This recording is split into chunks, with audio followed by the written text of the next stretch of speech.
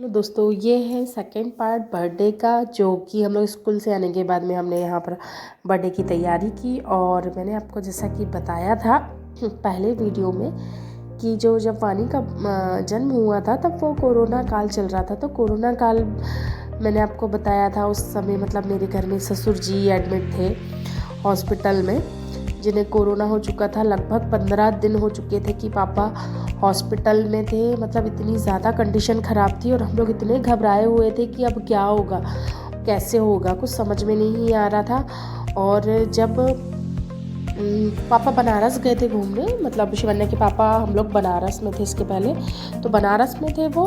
तो तब पापा जी वहाँ बनारस घूमने गए थे, तो बस बनारस से ही उनको कोविड हो चुका था और वहाँ तबीयत उनकी गड़बड़ लगने लगी थी, तो वो घर आ गए थे। जब लॉकडाउन खुला तो थोड़ा समय जो मिला था, तो वो उस समय बनारस गए थे, बनारस से आए थे। तो उसके बाद उन्हें घर आए तो उनकी हालत ख़राब। शिवन्या के पापा 1 महीने की छुट्टी लेके आए थे क्योंकि मेरी डिलीवरी होने वाली थी। तो उन्होंने सोचा कि चलो मेरे साथ समय वो बिताएंगे, क्योंकि शिवन्या छोटी थी, शिवन्या ज़्यादा बड़ी नहीं थी और वानी होने वाली थी, तो दोनों को संभालना बहुत मुश्किल हो जाता। और जो मम्मी पापा कर सकते हैं वो कोई कर नहीं सकता है। तो इसलिए उन्होंने सोचा कि 1 महीने की छुट्टी ली जाए, तो वो आ गए थे। तो पापा भी गए हुए थे, तो पापा भी आए तो पापा की घर में भी तबीयत ठीक नहीं रह रही थी। तो जैसे ही टेस्ट करवाए, हमारा जो फैमिली डॉक्टर है, इनका फ्रेंड है, उन्होंने बताया कि मतलब पापा के जो सिम्टम्स हैं वो ऐसे लग रहे हैं कि पापा नॉर्मल नहीं है, हो सकता है मे बी कि पापा को कोरोना है। तो सब इसलिए घबराए हुए क्योंकि पापा के साथ उठना बैठना, बच्चों का खेलना, शिवन्या का खेलना, सब कुछ।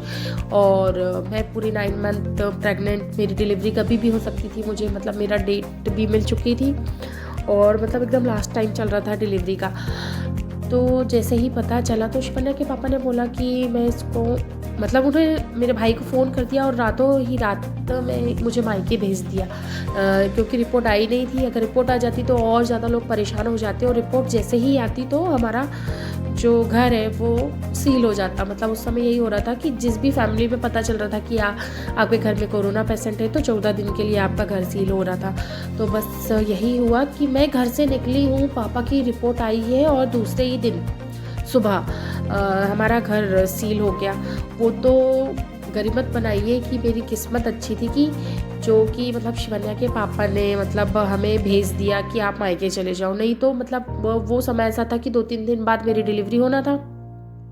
तो मैं कैसे मतलब करती, या मुझे कोई हॉस्पिटल नहीं लेता, क्योंकि हर किसी को पता चल जाता कि इस फैमिली से इनकी फैमिली में ये कोरोना के हैं। तो लोग हर समय उस एक दूसरे से बच रहे थे, सगे रिश्तेदार एक दूसरे से बच रहे थे, क्योंकि हर किसी को अपनी जान प्यारी है।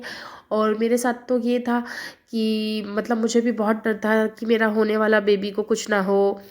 मतलब इतनी ज़्यादा कंडीशन ख़राब थी और पापा की सिचुएशन ऐसी ख़राब होते जा रही थी कि हम लोग मतलब चैन से रह नहीं पा रहे थे कि पापा से ना बात हो पा रही थी। और उस समय आपका जो भी पेशेंट है हॉस्पिटल में जो एडमिट था, तो आप उनसे मिलने नहीं जा सकते थे। शिवन्या के पापा और उसके चाचू बाहर कार में सोते थे। तो मतलब यही सिलसिला चलता रहा। तो उस समय बस मेरे मन में यही लगता था कि बस किसी भी तरह पापा घर स्वस्थ होके आ जाए, उन्हें कुछ नहीं होना चाहिए।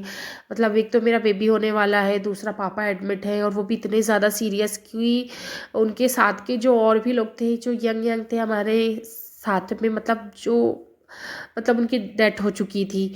हमें ये सब चीज़ें पता चल रही थी, तो और ज़्यादा घबराहट हो रही थी कि ये सब क्या हो रहा है, कैसे हो रहा है। तो हम लोग बहुत ज़्यादा परेशान थे। तो इसीलिए मतलब वो जो टाइम है वो कभी हम भूल ही नहीं सकते। और उसके बाद जैसे तैसे डिलीवरी हुई, वानी हुई, और फिर मतलब थोड़ा चैन की सांस मिली कि चलो ठीक है। उस समय भी मतलब मेरे भाई मेरे साथ में था, तो वानी भी हुई। तो ये था सेकेंड बेबी, कि सेकेंड बेबी क्या होना चाहिए। तो सेकेंड बेबी तो यही सबको उम्मीद यही थी कि चलो शिवन्या का भाई आएगा।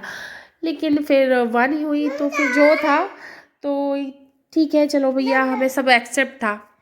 शुरू शुरू में लगता है आपको कि हाँ भैया, एक बेटा एक बेटी होना चाहिए, लेकिन अगर नहीं हुआ है तो उस चीज़ को लेके आप ज़िंदगी भर बैठ नहीं सकते हैं कि आपको बेटा ही होना चाहिए। आज जिस हर क्षेत्र में बेटियां भी उतनी ही आगे हैं जितना कि बेटे। और बेटे जितने काम नहीं आ रहे हैं उतने ज़्यादा बेटियां काम आती हैं। जब बेटियां प्यार से आपके सर में हाथ रखती हैं, दुलार करती हैं, जब आपकी तबीयत ठीक ना हो, छोटी होती है तब आपको लगता है जो सुकून मिलता है वो बेटे नहीं दे पाते। कि जो बेटे करते हैं, आजकल ये होता है कि बेटे भी कोई हमारे पास में नहीं है, बेटियां भी नहीं है, बेटियां भी विदा होकर अपने घर चले जाती हैं। और बेटों की भी शादी होती है तो वो अपनी बहुओं के साथ में अलग रहते हैं। जैसे कि मैं भी किसी की बहू हूँ तो मैं भी बाहर हूँ, तो आजकल कोई किसी के साथ नहीं होता है। बस ये मन का भ्रम है कि हाँ, एक बेटा होना चाहिए, एक बेटी होना चाहिए। और लोगों जिसके पास संतान नहीं है, आप उनसे पूछिए एक बार में कि उन्हें क्या चाहिए। वो कभी ये नहीं कहेंगे कि हमें बेटा चाहिए कि बेटी, बस वो ये कहेंगे कि हमें संतान चाहिए। तो ज़्यादा ज़रूरी ये है कि हमारे पास संतान होना चाहिए। तो जो ईश्वर ने हमें दिया है तो उसका हमें धन्यवाद करना चाहिए कि हमारे पास में हंसता खेलता परिवार है जो कि हमारे साथ में है। इसी का हमें धन्यवाद देना चाहिए कि खुश हमारे जो लाइफ है वो पूरी है। नहीं तो लोग इस चीज़ के लिए भी तरस रहे हैं। बाय।